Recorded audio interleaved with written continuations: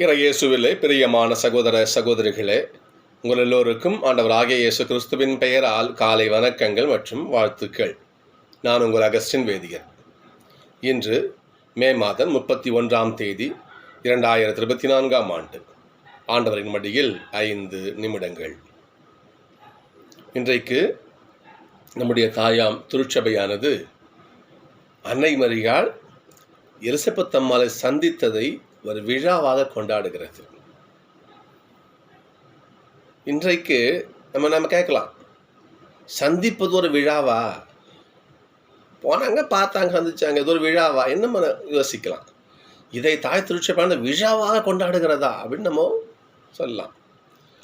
நிச்சயமாக இப்போ இன்னைய நாளில் வச்சுக்கோமே, இன்னைக்கு சந்திப்பு என்பது நடக்குதா யோசிச்சு பாருங்க பார்ப்போம். 2 மனுஷன் பார்த்து பேசிக்கிறாங்களா? சந்திப்பு நடக்குதா? அந்த காலத்தில் ஒரு திருமணம் வச்சுக்கோங்களேன், போயிட்டு வீடு வீடாக போவாங்க. வீடு வீடா, ஐயா என் பிள்ளைக்கு விசேஷம், என் பிள்ளைக்கு விசேஷம், என் பிள்ளைக்கு விசேஷம், அப்படியா? ஒரு மஞ்சள் நீரோ, ஒரு பர்த்டேவோ, ஒரு பிறந்தநாள் போயிட்டு வெத்தலை வச்சு அழைப்பாங்க. வாங்க ஐயா, வாங்க வாங்க சந்தித்து பேசுவாங்க. அவங்க பண்ணுவாங்க, உள்ள வாங்க உட்காருங்க.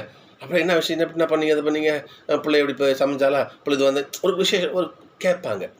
என்ன பண்ணாங்க, இருந்தாங்க ஒரு சாப்பிட்டு போங்க, ஒரு டீ குடி போலுங்க.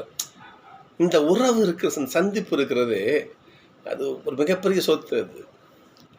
ஆனால் இந்த காலத்துக்கு ஒப்பிடும்போது இந்த விழாவை கொண்டாடுதே ஆகணும். நம்ம சந்திப்பை இப்போ நடக்கிறது இல்லையா?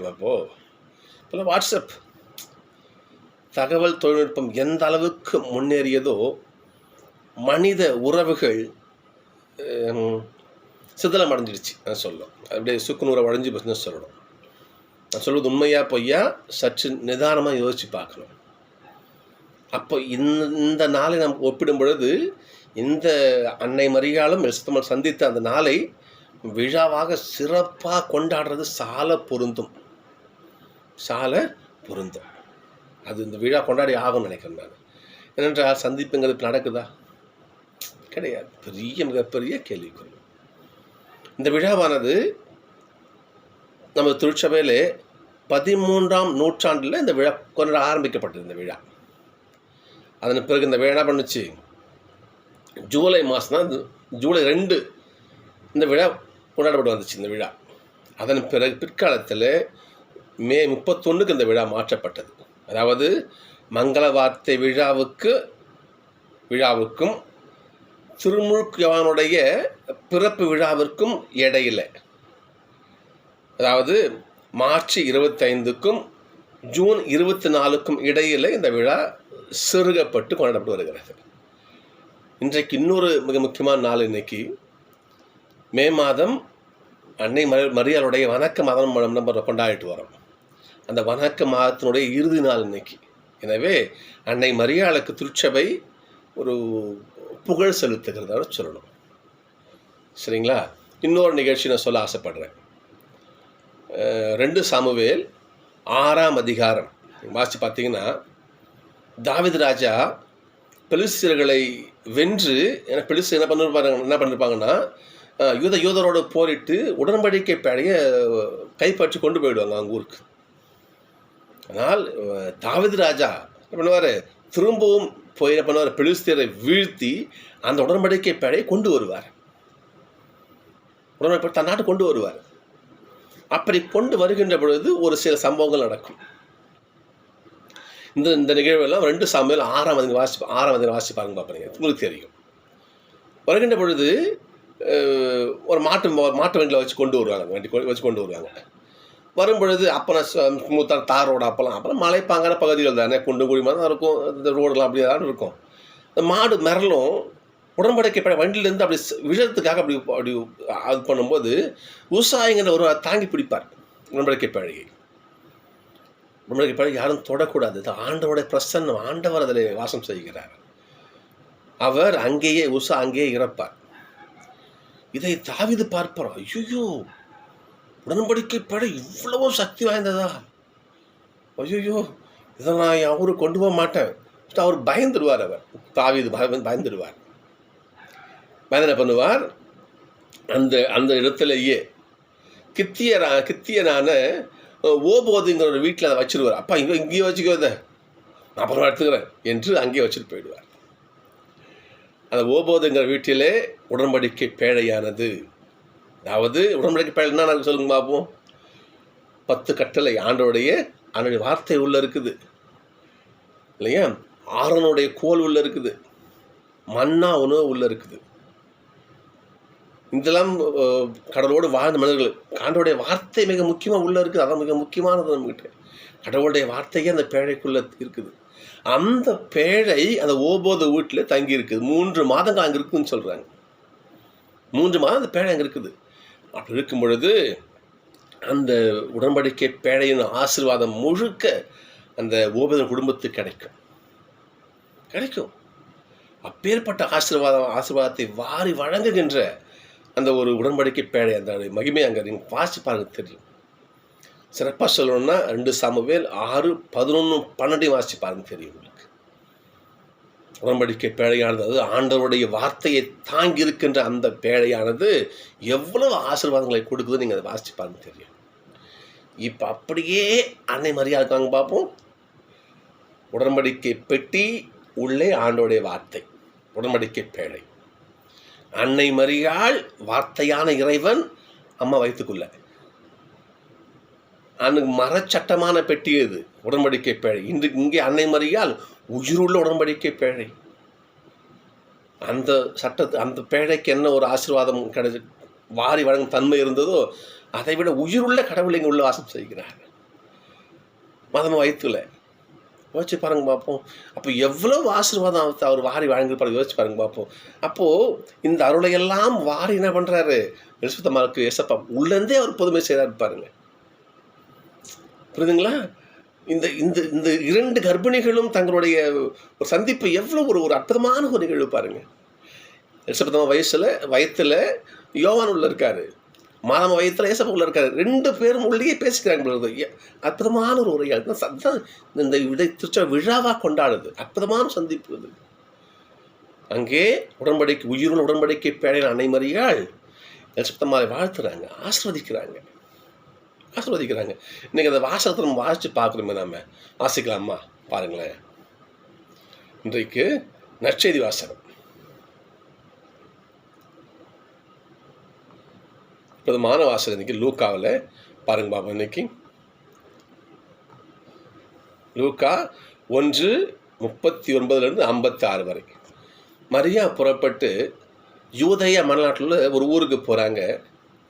இப்போ என்ன பண்ணுறாங்க, அந்த வீட்டை அடையிறாங்க. நல்லா கவனிக்கணும். அன்னை மரியாள் வயிற்றிலே பிள்ளையோடு இருக்கிறாங்க, கர்ப்பிணமாக இருக்கிறாங்க. அவங்க நடக்கலாமா? அம்மா தான் நடக்கலாமா? யோசிச்சு பாருங்க பார்ப்போம்.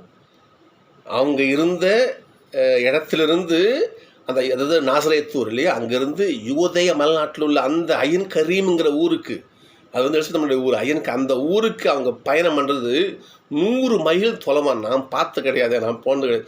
சொல்ல கேள்வி குருவாங்க சொல்லுவாங்க 100 மைல் தொலைவு இருக்குமா அது தூரம். இப்போலாம் இப்போ போகிற காரில் போனால் 1 ஹவரில் போயிடலாமா, அவ்வளோ ஃபாஸ்ட் நிற்கிறோம். அந்த காலத்தில் கரடுமுரடான பாதை, இல்லை காட்டுப்பாதையாக இருக்கலாம், மலைப்பாதையாக இருக்கலாம். அன்னை மரியாள் எப்படிப்பட்ட ஒரு அந்த அம்மா, நான் எலிசபெத் அம்மாவுக்கு ஹெல்ப் பண்ணணும், முதிர்ந்த வயதில் அவங்க வந்து கர்ப்பமாக இருக்கிறாங்கன்னு சொல்லி இந்த உறவுக்கார பொண்ணுக்கு போய் உதவி செய்யணோட எந்த இதில் சந்திக்க போகிறாங்க பாருங்கள். அப்போ அந்த சந்திப்பு விழாவா இல்லையா யோசிச்சு பாருங்க பார்ப்போம். புறப்பட்டு போகிறாங்க. அங்கே என்ன பண்ணுறாங்க, போயிட்டு எலிசபெத்தை வாழ்த்துறாங்க. உடன்படிக்கை பேழை அந்த இன்னொரு தாயை வாழ்த்துகிறது. மரியாவின் வாழ்த்தை கேட்ட பொழுது அவர் வயிற்று உள்ள குழந்தை யோவான் குதிக்கிறாங்க உள்ளியாங்க. இது வந்து இயற்கையாக நடக்கிற ஒன்று தான். கர்ப்பமாக இருக்கிற ஒரு பெண் ஒரு மகிழ்ச்சி உவகை அடைந்தால் வயிற்று இருக்கிற பிள்ளையும் ஒரு மகிழ்ச்சியால் ஒரு குதிக்கும். அதை எப்படி கொண்டு வராங்க பாருங்க. அற்புதமான லூக்காவுடைய வார்த்தைகள் பாருங்க பார்ப்போம். வார்த்தை கேட்டவுடனே வயிற்று குழந்தை துள்ளியது. எலிசபெத்து தூய ஆவியால் முழுவதும் ஆட்கொள்ளப்படுகிறார். அதுக்கப்புறம் அவங்க சொல்கிற வார்த்தை கவனிங்க பார்ப்போம். பெண்களுக்குள் நீர் பேர் பெற்றால் சும்மா வாசம் பார்ப்போம். ஆண்டோடைய வார்த்தையே வயிற்றில் உயிருள்ள உடன்படிக்கை பேடை இல்லையாம்மா நீங்கள் இல்லையா? எலிசபெத்தம்மா தூய ஆவியால் அவங்க ஆட்கொள்ளப்பட்டு மாதாம்மா வாழ்த்துறாங்க பாருங்க பார்ப்போம். பெண்களுக்குள் நீர் ஆசி பெற்றவர், உன் வயிற்றில் வளரும் குழந்தையும் ஆசி பெற்றது. என் ஆண்டவரின் தாய் என்கிட்ட வர நான் என்ன பாக்கியம் பண்ணியிருக்கணும். உங்கள் வயத்தில் இருக்கிறதே மாதாம்மா, உங்கள் வயத்தில் இருக்கிறதே குழந்தை கடவுள் ஆண்டவர் வயத்தில் சுமந்திருக்கிய தாயே, இந்த ஆண்டவருடைய தாய் இந்த உயிருள்ள உடன்படிக்கை பேழை என் வீட்டுக்கு தேடி எனக்கு உதவி செய்ய நீங்கள் வந்திருக்கீங்கம்மா. நீங்கள் என் வீட்டு தேடி வரத்துக்கு நான் என்ன பாக்கியம் பண்ணியிருக்கணும். எப்படி ஒரு பாக்கியமான சந்திப்பு பாருங்கள். அப்போ இது விழாவா இல்லையா? அது என்ன கீழே பாருங்க பார்ப்போம். இந்த இந்த வாழ்த்து கேட்ட உடனே என்ன பண்ணிச்சான், வயிற்றுக்குள்ள குழந்தை துல்லியதான். ஃபுல்லாக அப்படி ரொம்ப வாழ்த்து பாடலை பாடுறாங்க. ஏறக்குறைய மரியா 3 மாதம் எலிசபெத்தோடு தங்கியிருந்து பின்பு தம் வீடு திரும்பினார் என்று இந்த நற்செய்தி வாசகம் முடிகிறது. சகோதரிகளே, சொன்ன இல்லைங்களா, அந்த ஓபதுடைய வீட்டிலே அந்த மரப்பெட்டி இல்லையா, உள்ளே ஆண்டுடைய வார்த்தை, அந்த உடன்படிக்கை பேழையானது ஓபதனுடைய வீட்டிலே 3 மாதம் தங்கியிருந்து தம் ஆசிரெல்லாம் வாரி அந்த குடும்பத்துக்கு கொடுத்தது போல உயிருள்ள உடன்படிக்கை பேழை அன்னை மரியாள் 3 மாதம் எலிசபெத் அம்மா வீட்டில் தங்கி தன் அருளையெல்லாம் ஆசையெல்லாம் தன் மகனிடந்து பெற்று அவங்களுக்கு கொடுத்துட்டு போகிறாங்க. எப்பேற்பட்ட சந்திப்பு இது! இந்த சந்திப்பை தான் இன்றைக்கு தாய் திருச்சபையானது விழாவாக கொண்டாடுகிறது. விழாவாக என்ன பண்ணுது, கொண்டாடுகிறது. இன்றைக்கு முதல் வாசிக்கணும். நம்ம சக்கரையா யூத மக்களை வாழ்த்துகிறார். சக்கரையா காலத்தில் யூத மக்கள் அடிமைகளாக விடுதலை பெற்ற அந்த ஒரு காலம் இது. அப்புறம் என்ன பண்ணுறாரு, இஸ்ரேல் அரசராகிய ஆண்டவர் உன் நடுவில் இருக்கிறார். அவன் பாருங்க பார்ப்போம், எலிசபெத் அம்மா இங்கே மாதம்மா 2 பேருக்கு மத்தியில் ஏசப்பா அங்கே வாசம் செய்கிறார் இருக்காரு பாருங்க. இருந்து உன்னை ஆசீர்வதிப்பார். அது இன்னொரு வார்த்தை பார்க்கும்போது, நீ எந்த தீங்குக்கும் அஞ்ச மாட்டான். எப்படி அஞ்ச முடியும்? நம்ம ஆண்டோட இயேசு கூட இருந்தால் அச்சம் வருமாங்க, நமக்கு வருமா? அது மட்டும் இல்லை, ஆண்டவர் இயேசுவும் இல்லையா அவருடைய தாயன் கூட இருக்கும்பொழுது நமக்கு என்ன குறை அச்சம் வருமா? இந்த முதல் வாசகம் எவ்வளோ அழகாக அம்மாவுக்கு பொருந்தி வருது பாருங்க பார்ப்போம். எவ்வளோ அற்புதமான அதை கடைசி இருக்குது. அந்நாளில் எருசலேமை நோக்கி, சியோனே அஞ்ச வேண்டாம், சோர்வடைய வேண்டாம், கடவுளாகிய ஆண்டவர் உன் நடுவில் இருக்கிறார். இந்த சந்திப்பில் ஆண்டவர் இயேசு அங்கே நடுவில் உட்கார்ந்துருக்காரு பாருங்க பார்ப்போம். அதன் பிறகு அவர் மாவீரர், மீட்பு அளிப்பவர், உன் பொருட்டு அவர் மகிழ்ந்து களி கூறுவார். சரிங்களா? உனக்கு புத்துயிர் அளிப்பார், உன்னை குறித்து மகிழ்ந்து ஆடி பாடுவார். அது திருவிழா காலம் போல இருக்கும். துன்பத்தை அகற்றி விட்டேன், இனி நீ இழிவடைய மாட்டாய். இந்த இழிவுன்னு சொல்லும்போது ஒரு வார்த்தை ஒரு நிகழ்ச்சி ஞாபகத்துக்கு வருது.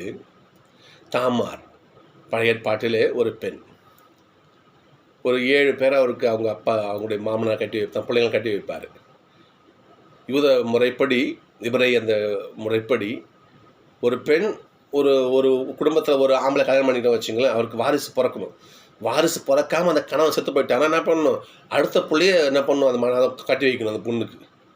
இப்படி என்ன பண்ணுவார், தன் பிள்ளைகளையெல்லாம் கட்டி வைப்பார் அந்த மாமனார். அப்பயும் அவங்களுக்கு பிள்ளை இருக்காது. ஏனென்றால் ஒரு பெண் குழந்தை பெற்றுக்கணும், அப்போ தான் அது ஒரு நல்லது. குழந்தை பெக்கெல்லாம் இழிவாக மலடின்னு சொல்கிறாங்க இல்லையா, இழிவாக சொல்லுவார்கள். எனக்கு அந்த வரிக்காக சொல்கிறேன் இல்லையா, அந்த இனி நீ இழிவை அடைய மாட்டாயின்னு சக்கரையா வார்த்தை, இந்த வார்த்தைக்காக இந்த வந்தத்தில் சொல்கிறேன் நான். அப்போது ஒரு பெண் யூத முறைப்படி, யூத குல வழக்கப்படி ஒரு தாயாகணும். அப்போ தான் அவன் ஒரு ஒரு ஒரு அதான் ஒரு பெண்ணுக்கு அதான். அப்போ எதுக்குங்க, இப்போ எடுத்துக்குங்க. ஒரு பெண் ஒரு வீட்டு கட்டின்னு போகிறா, 1 வருஷம் பார்ப்பாங்க, 2ஆவது வருஷம் குழந்தை தங்கன்னு வச்சிங்களேன், கேட்பாங்க, என்னம்மா விசேஷம் இல்லையா கேட்குறாங்களா இல்லையா?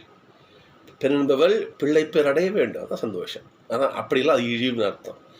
அந்த தாமார் என்ன பண்ணுவாங்க, அவங்க பிள்ளை பெற்றெடுக்க முடியாது. என்ன செய்வாங்கன்னா, அந்த பெண் விலை மாது வேடமிட்டு அவங்க மாமனார் போகிற பாதையில் திருவருமா உட்காந்துருப்பாங்க. இது என்ன பண்ணுவார், தன் விலை மாதம் நினச்சி அந்த பெண்ணோடு தாமாரோட உறவுகளில் அவர் அந்த பெண் பிள்ளை பெற்றெடுப்பார். ஏன் சொல்கிறேன்னா ஒரு பெண் பிள்ளை பெற்றெடுக்கலாம் எவ்வளோ இழிவுங்கிறதுக்காக இந்த கதையை சொல்கிறேன் நான் உங்களுக்கு. அப்போது எலிசபெத் அம்மா பாருங்க, அப்போ எலிசபெத் அம்மா தன் முதிர்ந்த வயது வரை பிள்ளை பெறாமல் இருந்தால் எவ்வளோ இழிவாக அவன் பேசியிருப்பாங்க. எப்படிப்பட்ட ஒரு அவமானத்துக்கு அந்த அம்மா ஆளாக இருப்பாங்க. சக்கரியாவும் எலிசபெத்தும் அந்த குடும்பம் எப்படி ஒரு இழிவை சந்திச்சிருக்கும். அந்த இழிவினை ஆண்டவர் போக்குகிறார். போக்கியது மட்டுமல்ல, உடனிருந்து உதவி செய்கிறார் பாருங்க ஏசப்பா. அங்கே போயிட்டு ஏசப்பாவுடைய ஆசீர்வாதம் திருமுழுக்கு யோவானுக்கு நிறைவாக கிடைக்கிறது. அப்படி பேருவகை அடைந்து தான் நம்ம சொல்கிறாங்க, என் ஆண்டவருடைய தாய் என் வீட்டுக்கு வந்து தங்கி எனக்கு உதவி செய்ய வந்ததுக்கு நான் என்ன பாக்கியம் பெற்றுருக்கணும் எம்மான்னு சொல்லிட்டு அவங்க மாதவமாக சொல்கிறாங்க பாருங்கள். அந்த இழிவினை ஆண்டவர் போக்கிறார். சந்திப்பு என்பது இழிவினை போக்கும், ஆசீர்வாதத்தை கொடுக்கும், உறவினை வளர்க்கும்.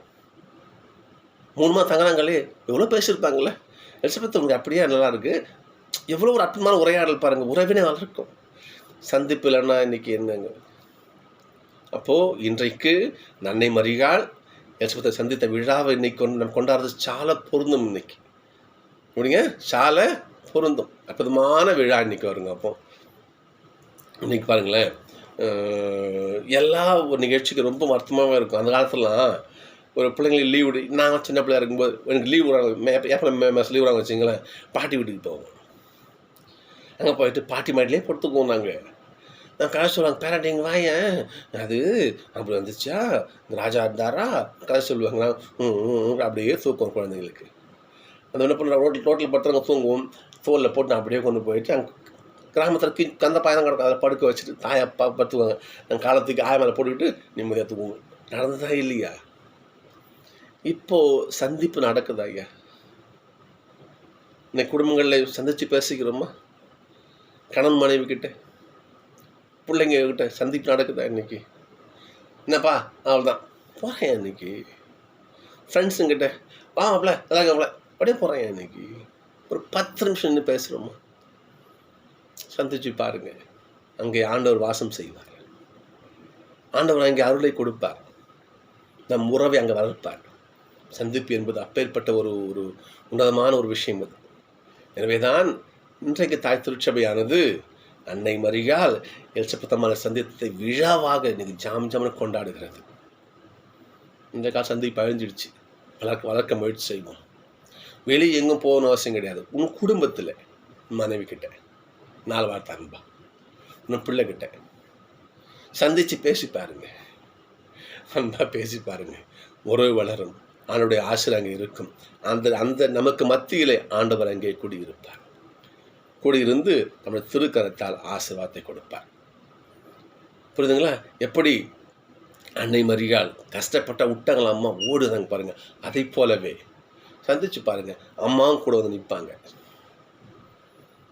அம்மாவுடைய ஆசிரியரையும் அவருடைய மகனான இயேசு கிறிஸ்துவுடைய ஆசிரியரையும் நாம் குறைவின்றி நிறைவாக பெற ஒருவருக்கொருவர் சந்தித்து பேச முயற்சிப்போம். ஆண்டவருடைய அருளை குறைவின்றி நிறைவாக பெறுவோம். நன்றி. நாளை சந்திப்போம்.